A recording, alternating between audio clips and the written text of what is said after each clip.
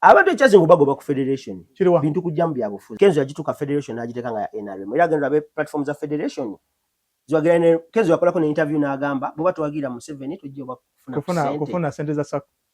That's being stupid. Kenzo never invited abantu aba investing sente mbayimbi ba managers fe basoka goba ku federation yagamba abantu temwekalakasa bajja bakuba amasasi bichi bebe amutabuse yaga tugenda kwekalakasa kati abantu bamubuuza ate go yagamba bajja tutta ate go yagamba tutwala batutte kati nga naye yagamba nga abantu nti mukulembeza abaana bamwe nga n'abantu bali mu mubuuza ku social media gogenda kujja n'abaana bo buli yali akubetteeka eryo NRM ate n'abagenda odikubalirira ba NRM nono wa NRM ye bwe yegenderangayo nga ye mama speaker bambi nze golaba sinaba nti kuzimba abantu bembadde musingira okuyimbira epoko waikibenda nayimba eno gundi nayimba eno mumwabagamba ki mubadde mubagamba ki we mufuna mu free time yo kunyumyamu nabo gwokola otya jam session mbo scouting talent nga ate aba managing talent wabagoba Kenzo kyogamba sokusayininga abayimbi 10 gwe Kenzo oyagala bafune abayiya bafune sente mu bintu byabwe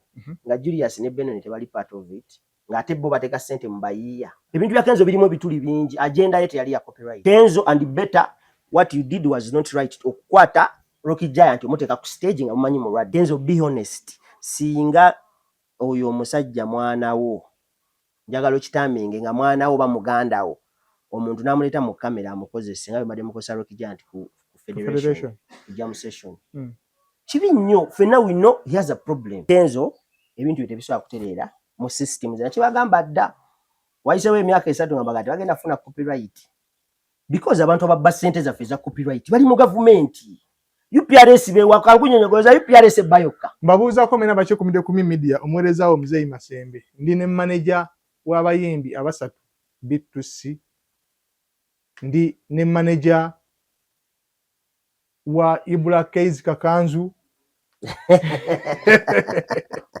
toko boze ku bantu manager Enoka tulaba ku media mbabuuzizzaako nnyo tusinzira wano omwami gwe bayita Ziga manyi ekintu kyo gaba credit kintu kikulu nnyo enembwa nange gwe nabadde naye ku Monday yakyogerako temwagala gaba credit nati namwe temuzigaba tuzigaba nze yaziga njigabe muchanga mubawo mwaka bakawandikira ennyimba mmeka nyingi nafe ne twawandikira nyingi mubawa tubawa credit genda ku YouTube kwaje maji okozesa nnyo bo kilikinga olimba ku YouTube ogenda wano mu details wansi ojja kulaba eziwandikidwa B2C Rojazira bane zinawandikibwa other anti Ziga mu mugambo yotamta wana twamusasula towandika ate Ziga afuna credit nyingi kubanga ku video abaako ye nga yeteekako naye amuwandisi ayita tasobola kweteka ku video yanga saagala lwaki tasobola tosobola kweteka ku video omuntu nga nga yagikoze era gamba bijjeeko njitwala ku MTV base tebagala mumanya n'agitanga tegaliimu nga nze ya shootinze ekyo abayimbi kyo bakikiriza ekyakuwa ba credits kuba abantu abakola ngamba director ba video baba credit bakikiriza kyekyo osobola okujja n'ongamba toteekako bintu byo nyine oluyimba gye ndutwala baagala lubeere clean nendutanga tuli amanyako tegaliiko kati nze nenfunirawo ya shootings anti kyekyo kyenkugamba singa nakyo bakyagala bali kikoze okitegedde sebo singa nakyo bakyagala bali kikoze naye ekyaba producer ba director ba video bakikiriza credit zaabwe zibaako mashallah nasembayo okubeera naawe we nagenda bantwala liitiriiti mu ddwaliro ofa mukosa Viagra mungi ako tekaliimu ekyunjiriza aje editinga waye abantu bamira Viagra jingiwo ako tekaliimu mu kisiibo bali mu kisiibo yamenya essaawa 3 olubuto ne luvaamu agenda ova kwolinga olubuto luvuddemu kadagala bugenda kutta abantu era bwobeeranga eyo n'omuntu bano omutwe gunnuma enjala ennuma budagala butta abantu abavubuka emitwe gibisiiba gibaluma ekikundeesezza oli maneja w'abayimbi ensonga eziriwo federation ekwirwa Idrisa Musooza wetwogerera yeesoze parliament mu nsonga za copyright ekintu kya copyright nga nkitandikako nze copyright nkitaminganga okusooka nga tetunatuuka bya kusharinga ssente omutima kiki kyetwogereko credit bwoba n'omutima ogukkiriza nti muzeeyi alina ekintu kye yankolera ne musiima bw'obeera ku dduwa obanga muli mu kusabira musaba musaala mu dduwa owulira omuntu n'ayogera bannaye gundi ono yankolera kino ekintu bwe kiti ekyo kye kinusooka because Kenzo nze manyi olimba lwa Kenzo olumu unless nga balukyusizza nabaddeko ku live eggulo ya Runo ya TikTok live ya Runo ku TikTok ku makya zaali ssaawa nga 4:05 Kenzo alina olimba lwa Semyekozo ffenna tumanyi Roni yaluwandiika tumanyi Roni yaluproducinga Roni ki producer Roni owa Bebe Cool ne talinaako credits era bw'ogenda n'owa credits n'ogenda ku Spotify ya Kenzo ojja kulabako ojja kulaba Kenzo nga ye writer Kenzo ye producer okitegeera kati kyo bwe tuba tukyali mweyembeera nga ne Kenzo yennyini tagaba credits ku nnyimba ze entuufu credit si ssente nkufuna The Weekend was written by Nessim, was produced by Nessim. Naye taliiko. Okitegeera kati Kenzo akulya Federation baba takimanyi aba akulira akola omulimu mukyamu. Okitegeera boba nga speaker bamutwalidde ebintu ebiyamba abavubuka nga tabimanyi kyakitegeeza ali mu kifo kikyamu. Ani? Speaker. Lwe baliyo mu parliament. First hearing yaliyo. Lwa speaker tamanyi bintu biyamba abavubuka. Tamanyi bavubuka kibasobola kufuna nga bayina obuvunaanyizibwa oba obuyinza ku biyiye byabwe. Speaker abali mulimu mukyamu. Speaker ayina ekyetaagisa kyonna okufuna information. Nga nagimutuusizzaako. Ebyo babisasulira ffe abawi b'omusolo tubisasulira. Twamuteekawo bwe bakuwa omulimu gw'okukulembera. Nti bw'oba okulembera luwafu ayina abantu 10,000. Kyova olatonda LC1 nti abantu b'okukyalo basooka ne bagenda wa LC1. Nabaga naye ka tugende ku poliisi, tugende wa kansala. Obuyinza obujja bugabanwa paka wansi kubanga president tasobola kukulira nsi yonna. Okitegeera. Omusango gwa Toyi tugutwala wa Chairman tasobola kutwala ku president. Chairman obunaabusala. Ekitegeera nti obuyinza bujja bugabanwa. Tukuwa abantu abakuyambako abayambi. Naye omuyambi wa president baba nga ye full figure. Goza full figure ina information kijja asobola bwe kati gwe bajja mbayimbi ye full figure ne bajjayo Buchamani Catherine ye bulwemba mpulya nze bwaba ayogera ne president nga musisinkanye to be honest ayogera ku kintu kimu president emotoka yange gye wansuubiza oyo muyimbi nati olaba obuzibu tuyina nalabeko program gye bakozera neggulu ne Alan yadde akunyonyola obuzibu tuyina bw'oba ogenze okukolera omuntu nze bwenzijja wano ne tukola akantu bwe manyina concert yange gwe nkusuubira okumpagira era nkikola okitegeera era okikola nkusuubira okumpagira kubanga nange bwe boyina ebyo byoyagala nkole bikola ne ngamba ndi kimakindi nevuga nongamba nga toyina budde ne kugamba ngenda funa obudde nja kubeerawo okitegeera kati nange kyemba nsuubira bw'ogenda in bed ne government efuga yesinga ba majority ey'amaanyi mu parliament kituufu gwe oba ogenda gigamba ekuwagire kutya nti leero mugenze mu parliament leero bali mu parliament olwokubiri beba bali ku parliament abantu bembadde musingira okuyimbira epoko Waikibena n'ayimba eno gundi n'ayimba eno gundi n'ayimba eno mumwabagamba ki mubadde mubagamba ki bwe mufuna mu free time ey'okunyumyamu nabo twagala copyright okitegeera ate lwaki bajja luli nga tebabawagira nga buli omu akikuba bukubi anti tebabanyonyola kye baagala kituufu anti kyekinkulaga nti tebanyonyola okitegeera kati bwe tuddeyo ku kiki kimanya okugamba nti speaker tumuwa abayambi speaker baba ayagala okugulya ba speaker abaawumula amamotoka ne baani babawe obusiimo bw'emmotoka era agenda wava munno n'amubuuza wava munno benzi zisinga okuba ennungi ziriwa zituba tugula zo za mmeka kati speaker bwe bagamba nti waliwo kiteesa abavubuka kye baagala kubanga ekitteeka lyaffe bavubuka okusinga kituufu bwe tunaaba tukaddiwa tufune embiyiye byaffe tteeka lyabavubuka abavubuka basinga okuba aba creatives ate ffe abasinga okuba abangi mu Uganda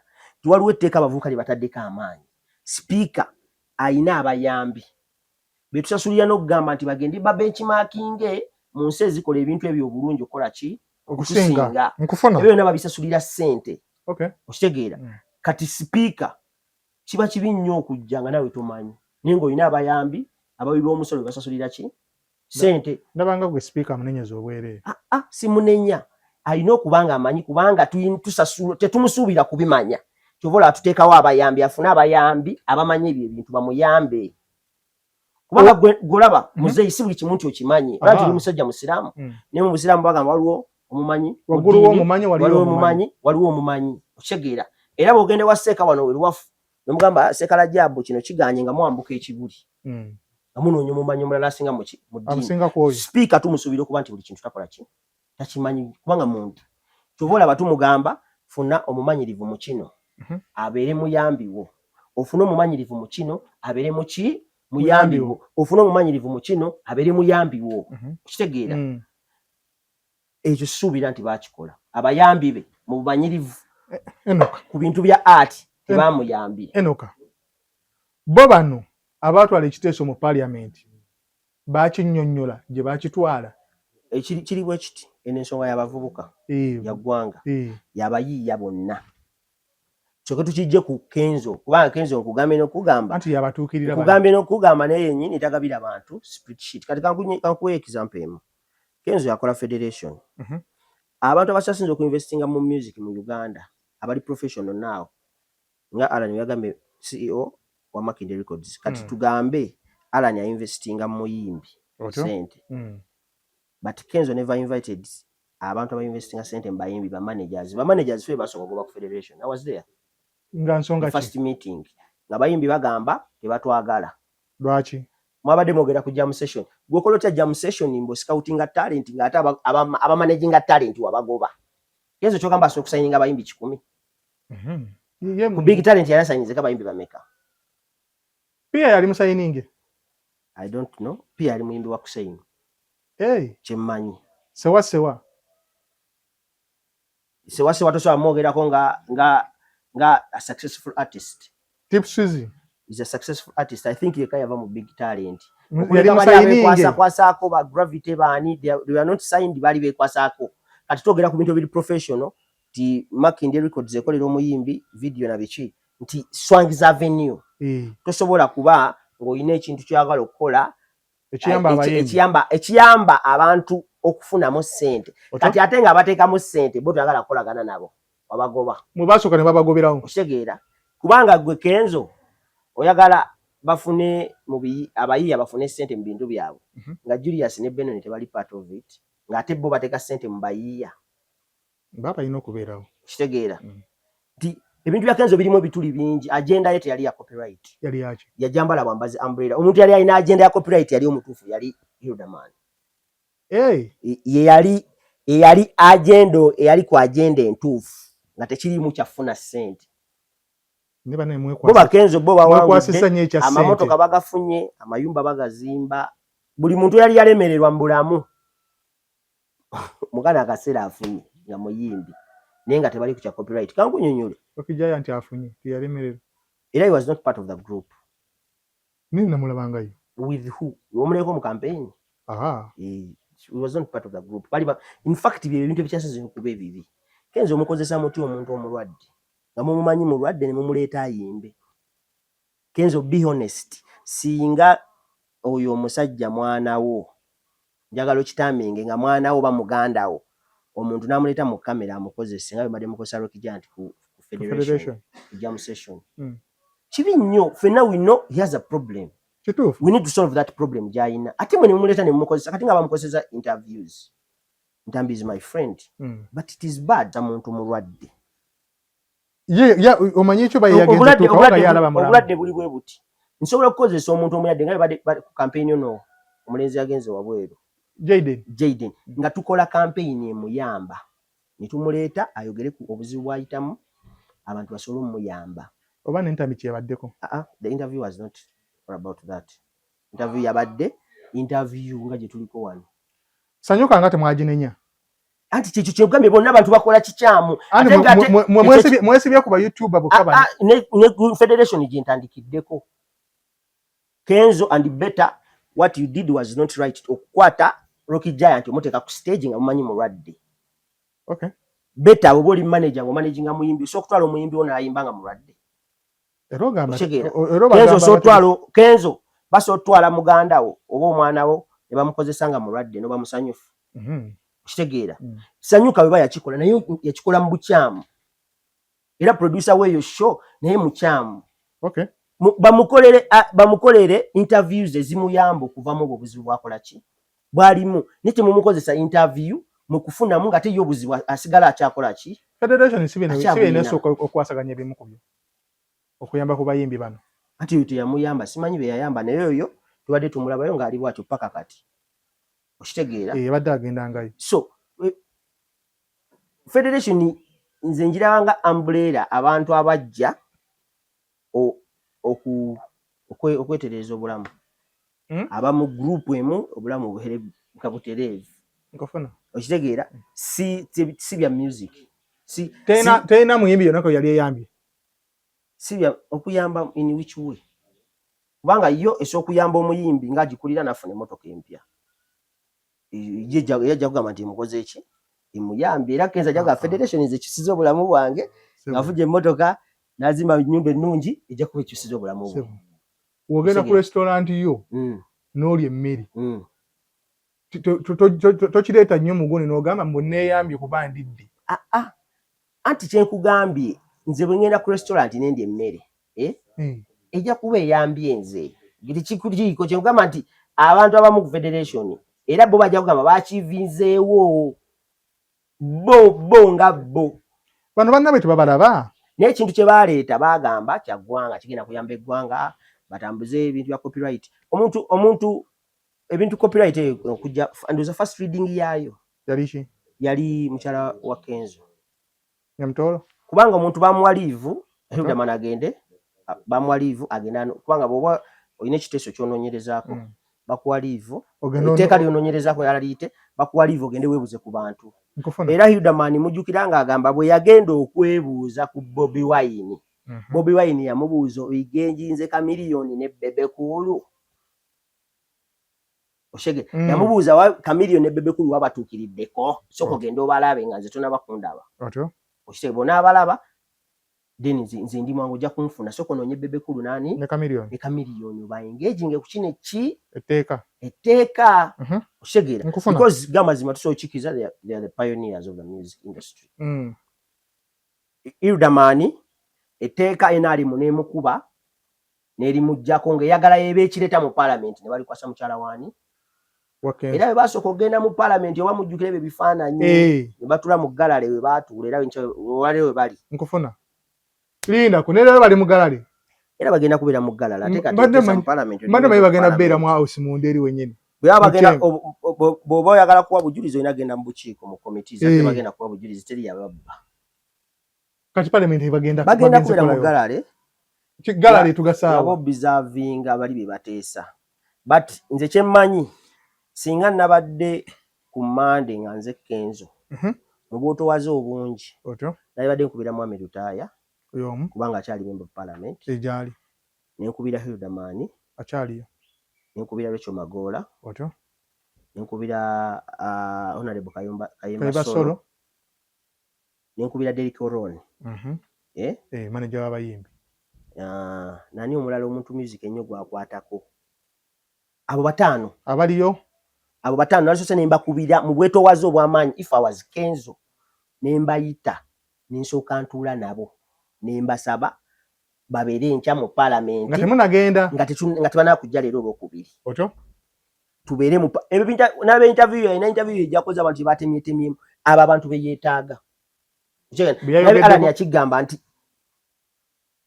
Hildaman yabadde chess player nga basoma etteeka teyabadde mu parliament samulabyeko ku video ezo zonna akati yabaddeyo samulabyeko nange abantu beyeetaaga abo abasobola okuwanika omukono ku floor speaker n'abawuliriza yabadde ku Monday yesterday abadde alina obbalaba aba meeting asooka ayogere nabo bagambe baganda bange mu nnyambe nkufuna okitegeera nyinza okuba mpagira eno tusooka tujjawo differences basaba kuguno omulimu kubanga ffenna tuli mu guno omulimu abantu ekyazinga bagoba ku Federation bintu kujja mu byabufuzi Federation yatuuka n'ekyusa omulamwa Kenzo yagituuka Federation n'agiteeka nga NRM era agenda platform za Federation ziwagira ne Kenzo yakolako ne interview n'agamba bwe batwagira mu 7 tujje kufuna sente za SACCO.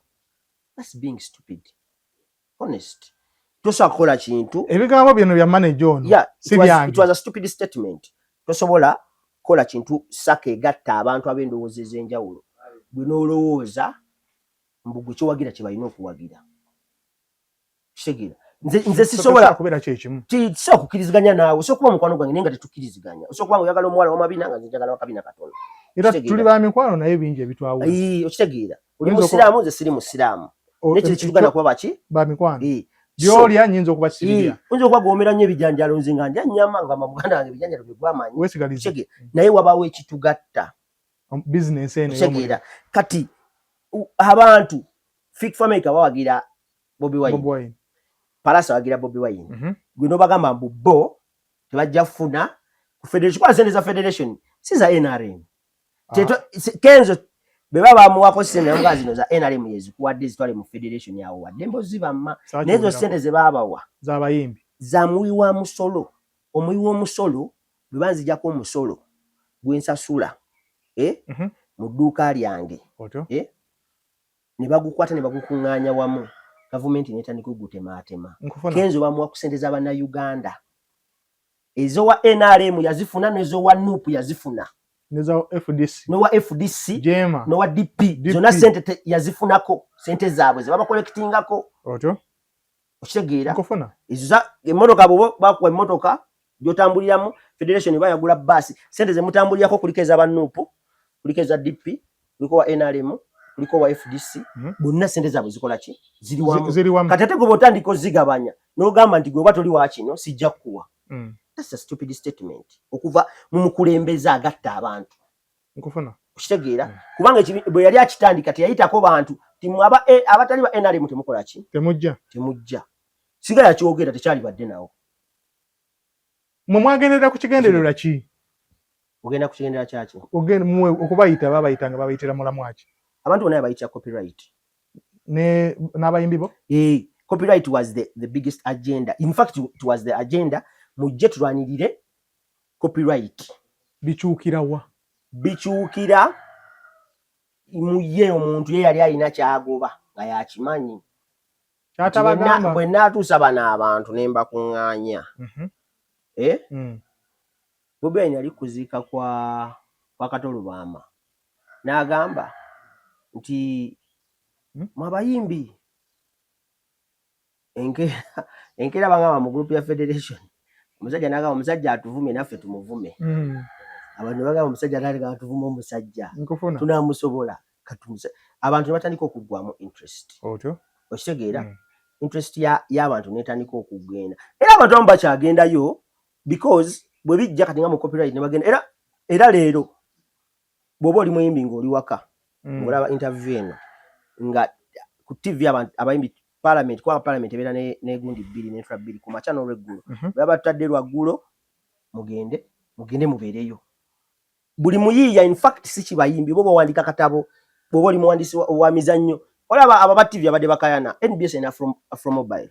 Afro Mobile tesobola kubeera successful nga tewali copyright kubanga it is an app. Nze nkwata ebiyiiye byange ne mbiteekamu nteeka atya content ku app nga sigenda nafunamu ssente.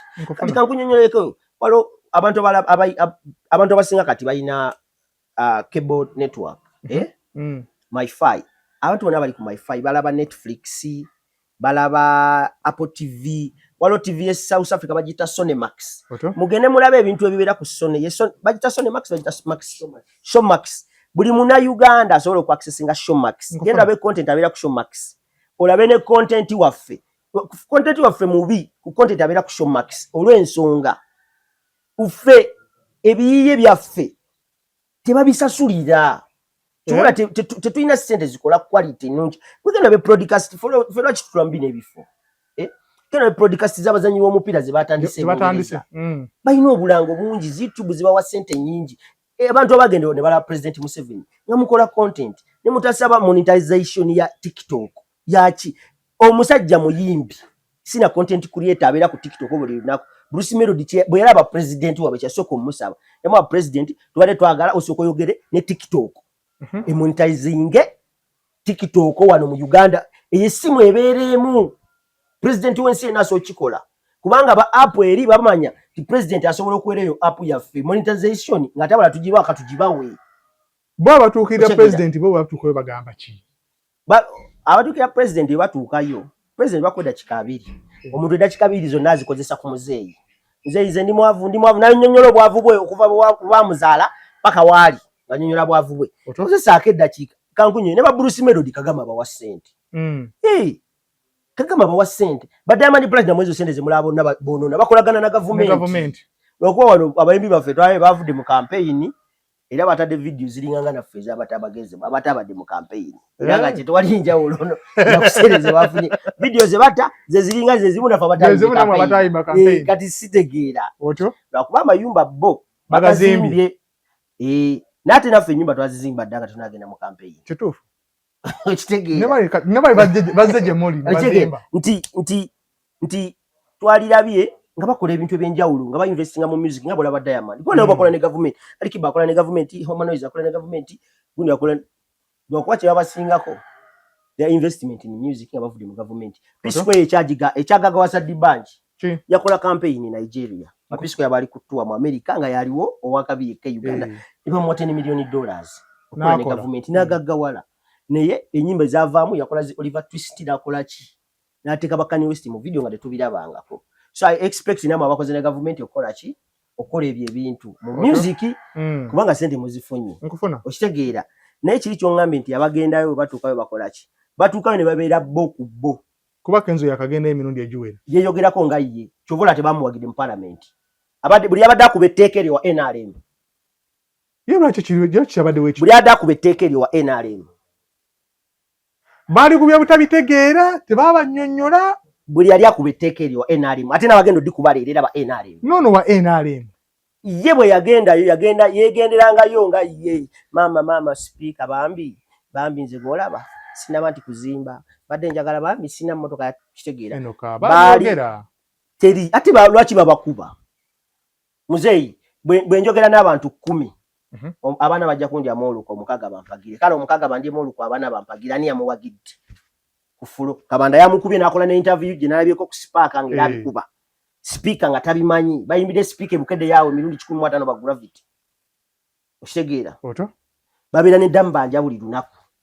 prime minister tebava wuwe bwe mumala n'abakyaza ati fe basita batukyaza muko mu nyumba bali kamere era musigala mugamba mama tuli bubi sina nyumba sina motoka era be musigalako timogera ku business yammwe nonga nti no speaker olaba tune danger tutambuza ya copyright twagala betujja mu parliament tuwagire tubade tusabayo lunaku tujjeko wane wo tukukyalire nga abayimbi tukunyonyole tulete omuntu omukugu nafa tusinga kabi tusomese fenna na obitegere na college nafa tukoleki tubitegere ukitegeera si bya kubeera buli kaseera mama emotoka mama omuntu asinga okukola sente Kenzo nsubira atasinga Michael Jackson kola sente Kenzo nsubira ebintu bino bitaterezebwa system eno betaterera abana bete bali beerako nga ba Bob Marley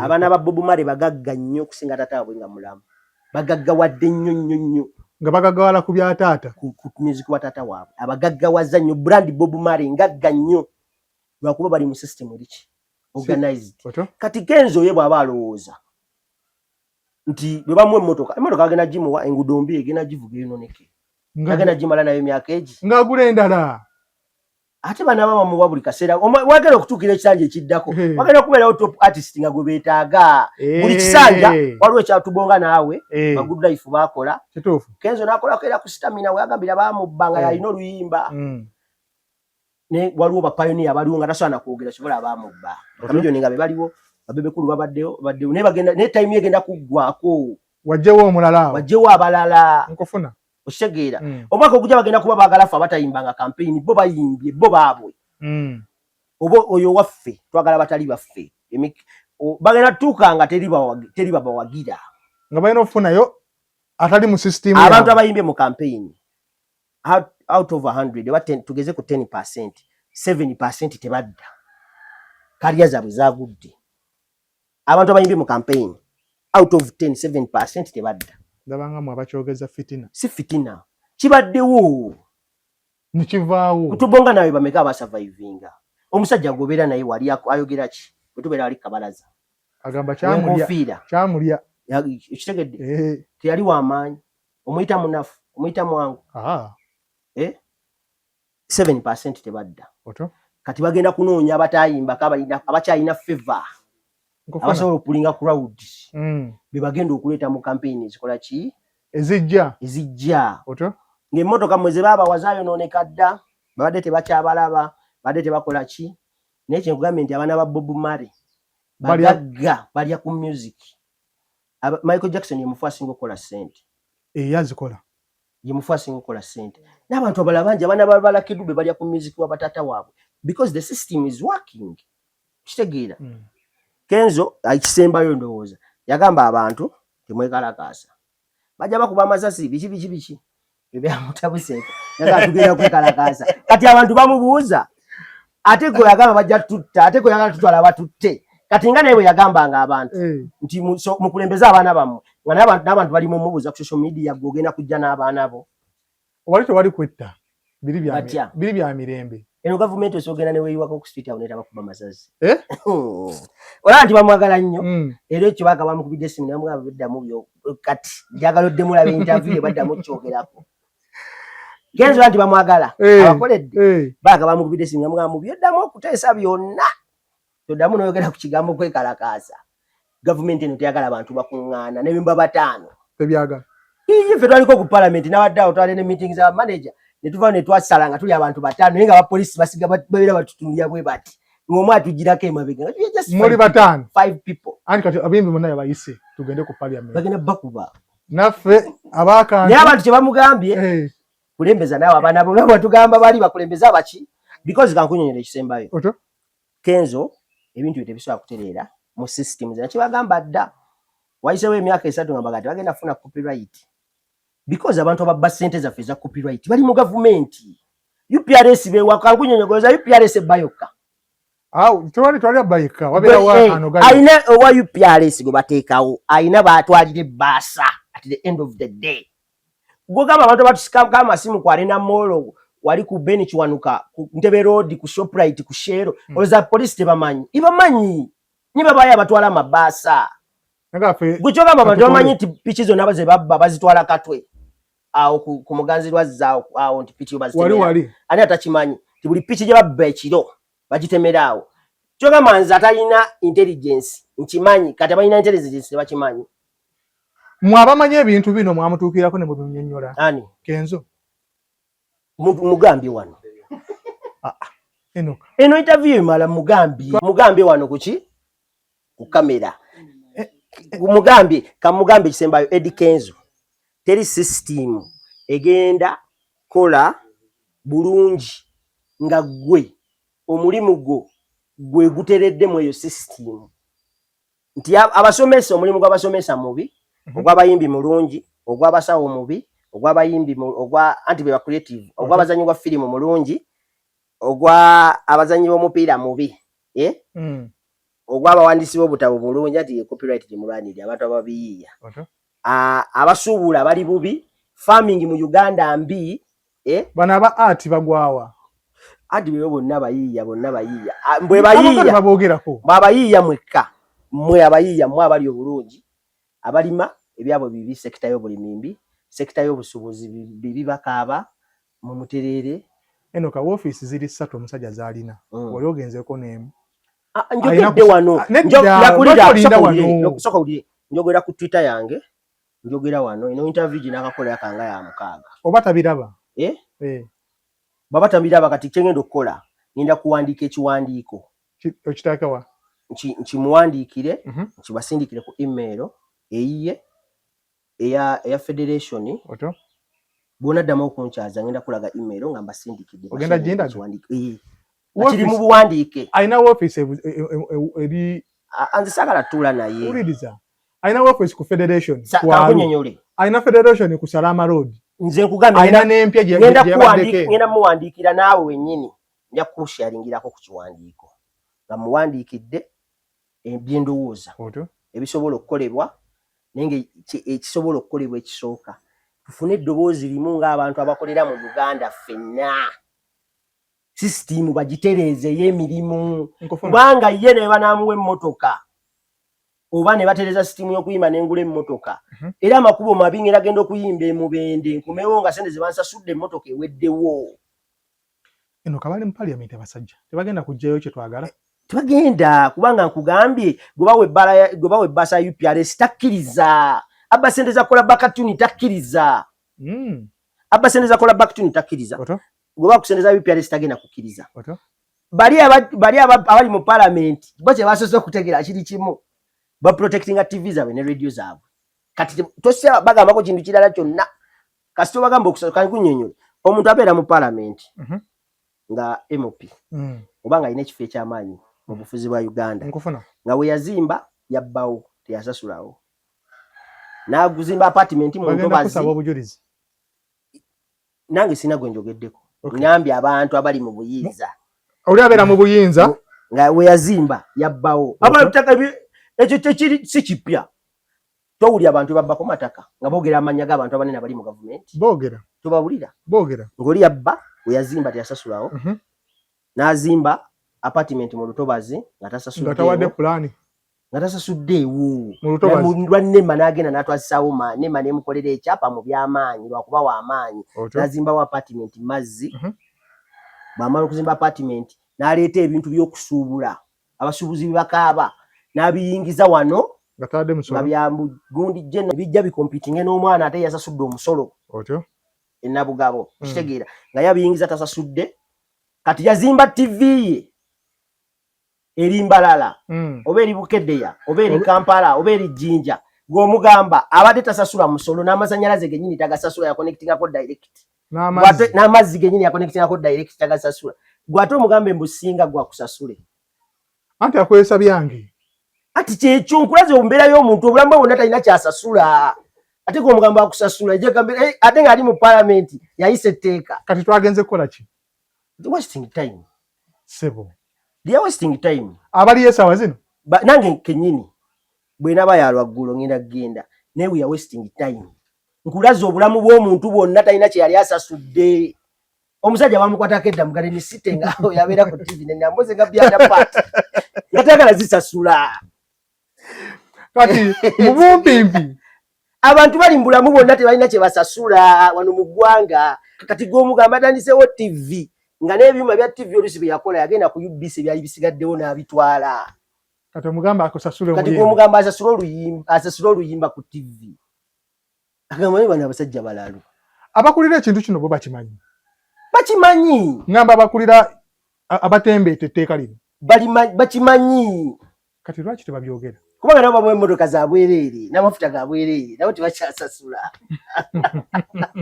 ate yagala basasule nabo tebakyasasula bamuwa emmotoka n'amafuta ga bwereere ate yagala yasasule nabo bakimanyi tebagenda basasula era agenda yaabwe yali yafuna ssente zino bazifunye zigranti biki mukyuke feva muve kwoli anafuwe biki ebyo mudde eno bye babaweesa ssente tugireyo abaana abasinga abayimbi bye banegatta eri amanyi gajja kuba mangi abalobozi g'abavubuka biki nze kankuweeyo emboozi yange emu yakyama eri exclusive esoose wano esoose wano njogerako ne bakwano bange waliwo ambassador of France bamuyita Julio bamukyusa kati ali Ghana I think baba kyaliyo twali tufuuse bamukwano bwe twagenda first time omula twali mu kalulu kali akasooka nze bwe mbeera n'omuntu mubuulirirawo bwewaana bino okugamba byewaana bifu ne mubuulira ne mugamba ebintu bino biki twali mu covid ne mugamba bifu gavumenti nfu biki ne mubuulira abavubuka kati ndowooza okwosa enkya balina akabaga mu State House nga bwe nabye mugamba n'abituuse wa president namugamba naye abavubuka bakambwe biki temubakolera namugamba tulina program Face France eziyamba abavubuka tulese bamampe tulese baani ezo zonna project za government ebyo byonna byolaba ebya World Cup okutwala World Cup project government eziteekamu ssente direct n'amubuulira programu zaabwe zikola fe yatuleeterako kukonewa n'abantu abadistributinga music France nga embassy ya France ekikoze kusinkana Bitus okitegeera n'abamuleetera era embassy ya France twafunako meeting ng'eyagala kuyamba kutugulira byuma bimotalinga music ngayagala kuyamba UPRS ngaba UPRS ebisere bye wasobali bamuje ko waliwo omusajja gwe bali balese omusajja yayagala sente direct abayimbi abaliwo waliwo B2C bebe kulu oba nani tugamba tebaba wa sente babagulire byuma ndoza ekyo bwe kyayogera ekyebyuma musajja nabivaako wa UPRS kwanga suggestion ya embassy yayagala kuyamba abayimbi ng'abayimbi bagamba tuletere ebyuma twagala ene cash tuletere ebyuma kati we namugamba ambassador nagene embozi nagiramba ni Mr. Museveni ali akalulu akatali mu campaign aka COVID addayo mu kuki mukulayira mukulayira ambassador uliera abuza Mr. President soka zange zinagamba azikozeeki yamugamba avubuka bo luli yamugamba we are shouting yamugamba amalowoozi tugawulira n'ekyo bako tetukola ki tetukimanyi nga Mr. Museveni yagamba ambassador of France ambassador yanyumiza nga yamusajja yamugamba nti amalowoozi tugawulira n'ekyo bako tetukola ki tetukimanyi oshegera embozi endala MTV zali zijja wano mama oyo mukyala wo mu North bamuyita oyagamba tuyine mungu tuyina bichina maje Anite nga bagenda cabinet bulwetula akuba ebintu bya MTV nga bikuba kati lumu we bayisa sente ezo za MTV zifulume awadi zigende otafire nabuza Anite no ufochi ne bana bavubuka mbu bwe bajinyumiza embozi oli mu bya mbozi bakunyumiza bajinyumiza ate omuntu yajinyumiza beba mukubaki kubaliyeri beba mukubali mu kintu kya MTV ono namubuza ofachi nabavubuka baleka bakole ebintu byabo ebintu namubuza bimanyi byo byokaya nati baba wasente abavubuka tufukidde obuzibu sente bwe zijjano mu bwe tutula mu cabinet kwa cabinet etula cabinet meetings bwe tutula mu cabinet mu bwikuba ebintu byabwe chukaba tugamba bagala sente nagamaza abavubuke wange balina ebintu DSTV bikinze embisasula busazo zisibimanyi nabikoza sibimanyi nagamba Mr. President abavubuka bana bali batudde wano abali balese proposal mukwate mu bawe sente ezisoka zifulume oshegera abantu bali mu parliament yawo tamanyi kintu kyonna kati ngeyo nsonga gye banyumiza Anite nga kuba bukulu sente nezikola ki Museveni nagamba sente zikola ki zifulume oshegera kati Anite gwe tusuubira okuba omuvubuka biseera yali muvubuka ate nnyo wakati wakaita emyaka nga kino saa sya kubiri biri byali bya COVID myaka nga 10 almost yali tamanyi MTV Anite yali tamanyi MTV kahengo muvubuka ajimanyi ate ali mu mukuba ate abaleta ebintu ebyo nga bola Afrima ze Nigeria abavubuka babikolamu anti ne speaker bye munyonyola tabimanyi byola be Rwanda biretebwa abayimbi byola be Rwanda waliyo doja biki baani abazze ba Kendrick Lamar government ye Rwanda ebiteekamu kwa Kendrick bwajja abantu bagula no ticket ne bagenda e Rwanda kulaba Kendrick bagenda East Africa yonna esituka basobola kuba Rwanda kwolo Kendrick lwazze abama hoteli be Rwanda bakola abaana abato kubanga Kendrick bwajja kyajja nakyo ba producer be abazinyi baba Banyarwanda abakola ku sound baleeta Omunyarwanda akole n'Omuzungu Omunyarwanda ayige okitegeera ku mataala baleeta Omuzungu n'Omunyarwanda Omunyarwanda akole ki ayige ndi mu myaka 5 tugenda tukatenga ba sound engineer tubajja Rwanda nga tetukyagenda South Africa wano lwaki tetukola kimwe Abanyarwanda kibakola nti abantu betuyina nga Anite it is the problem kasaba ali mu parliament etteeka lyo litambula mu maaso okutadde anti ligenda vayo nga balise tekisoboka nkugambye ngenda kuliisa omwezi mulamba bwe liyita tukomewo wano eno kanga liise nkuliisa omwezi mulamba bagenda mu chamber bagenda wa ebyo bagenda tula waggulu wa parliament nga balaba kali nkubulire tesayita kubanga nkugambye abayitse etteeka bamanyira bintu bya bwereere tosobola bagamba kusasula mbadde ne Enoka manager wa B2C buli kimu kyemuwulidde bibye ndowooza yange ndowooza yo nze sigenda kubwa miggo bwetyo bwe ndowooza mbadde ne jingo ku kamera tusinkana omulundi omulala mubeere bulungi mweraba